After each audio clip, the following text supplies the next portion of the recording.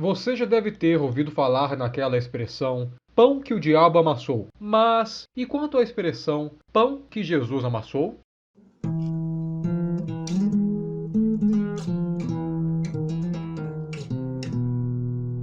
O Instituto Heizmann, em Rehovot, Israel, possui guardado uma semente de trigo ancestral datada de mais de 2000 anos atrás.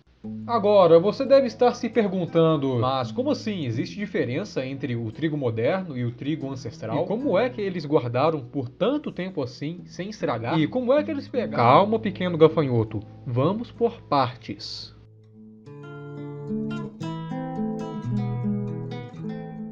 Primeiramente, é importante dizer que os alimentos que consumimos hoje em dia são muito mais diferentes do que no passado. Desde o começo da agricultura, os primeiros humanos davam preferência ao cultivo de plantas com certas características que os interessavam.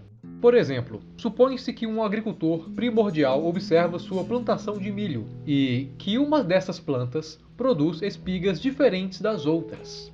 Estas espigas, digamos, são maiores, com mais grãos, mais saborosos, então ele decide fazer uma lavoura utilizando apenas as sementes que este pé de milho produziu. Resultado, todos os milhos produzidos são maiores, com mais grãos e mais saborosos, como a planta mãe.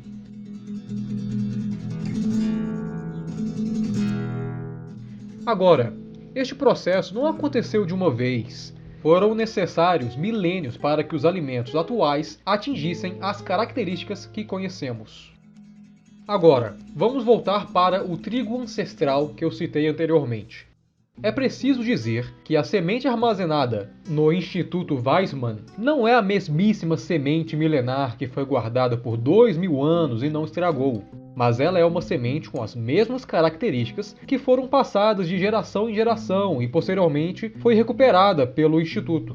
Essa variedade ancestral possui bem menos carboidrato e mais proteína do que o trigo moderno. O local utilizado para armazenar essas sementes é um banco de germoplasma, também chamado de banco de sementes.